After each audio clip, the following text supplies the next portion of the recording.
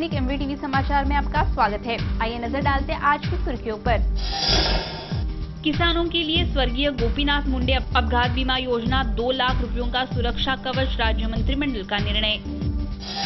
राज्य भर में 26 नवंबर को मनाया जाएगा संविधान दिवस, अनेक कार्यक्रमों का आयोजन। पति वोटिंग के लिए गया इसलिए पत्नी के 2 बच्चों समेत आत्महत्या, कोपरखैरनी की घटना। गुरुवार संसद का शीतकालीन अधिवेशन, असहिष्णुता के मुद्दे पर होगी चर्चा। गुरु नानक जी की 546वीं जयंती नवी मुंबई में उत्साह से संपन्न, गुरुद्वारे में विविध धार्मिक कार्यक्रमों का आयोजन।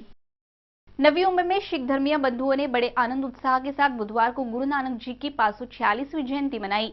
इस अवसर पर गुरुद्वारे में भजन, कीर्तन, कथाओं का आयोजन किया गया था। नवी मुंबई के सिख धर्मियों ने बड़े उत्साह के साथ बुधवार को गुरु नानक जी की 546वीं जयंती मनाई। इस अवसर पर शहर के विविध गुरुद्वारे में कीर्तन, कथा, गुरबानी का भक्तों ने आयोजन किया था। बड़ी संख्या में भक्त गुरुद्वारा में दाखिल हुए थे। इस मौके पर नगर कीर्तन यानी भव्य पालकी का भी आयोजन किया गया था। गुरु नानक ये सिख धर्मियों के पहले गुरु, उन्होंने सिख धर्म की स्थापना की थी। उनका जन्म 1469 साल में हुआ। इस दौरान सिख धर्मियों ने इस पावन दिवस का महत्व समझाते हुए अपनी भावनाएं व्यक्त की है। बड़े उत्साह के साथ शहर में गुरु नानक जी की 546वीं जयंती मनाई गई।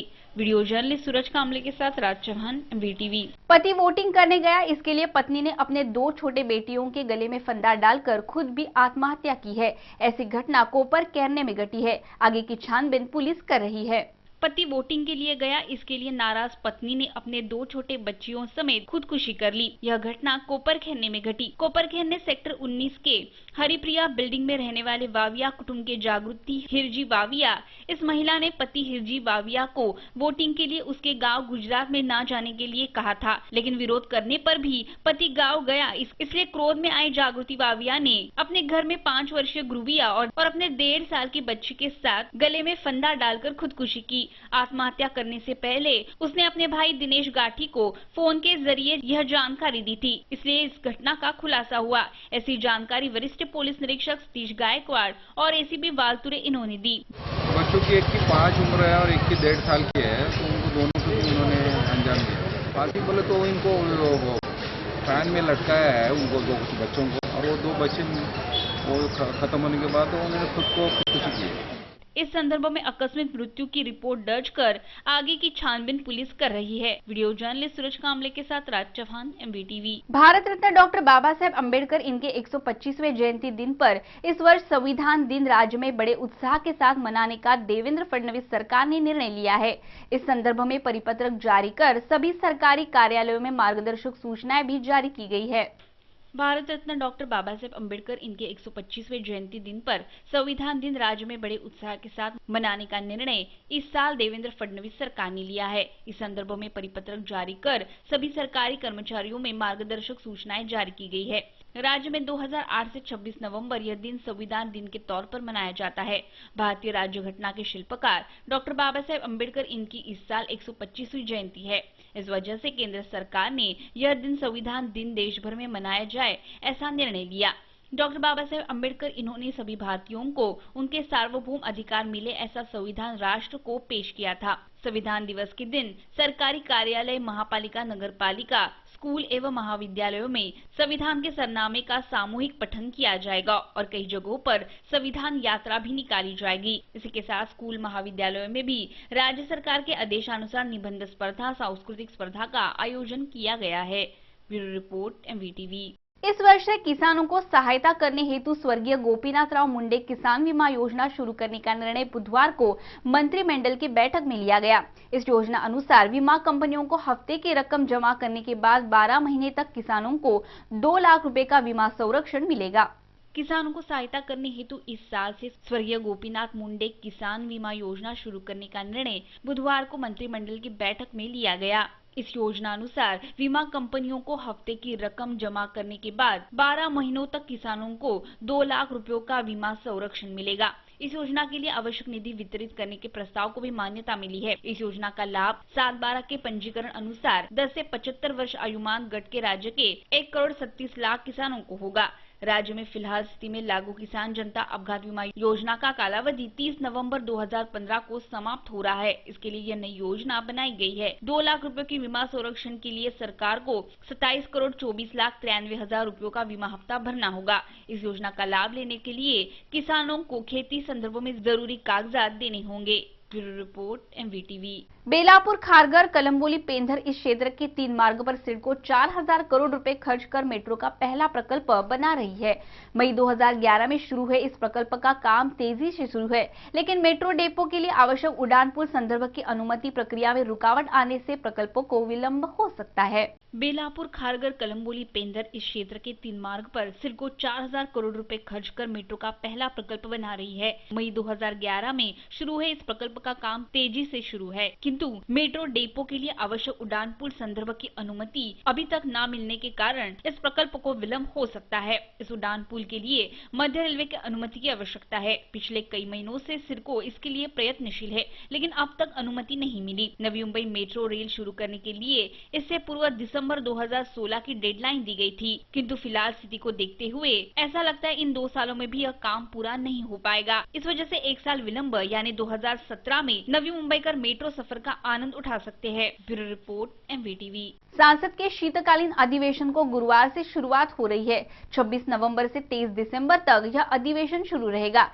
इस अधिवेशन में असहिष्णुता के साथ अन्य सभी मुद्दों पर सरकार चर्चा करेगी।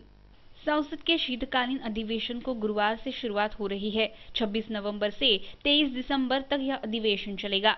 इस अधिवेशन में सरकार GST विधेयक, फिलहाल चर्चा में रहा असहिष्णुता का मुद्दा और अन्य सभी महत्वपूर्ण मुद्दों पर चर्चा करेगी। शीतकालीन अधिवेशन के पार्श्वभूमि पर सरकार ने सर्वपक्षीय बैठक बुलाई थी। Bureau report, MVTV।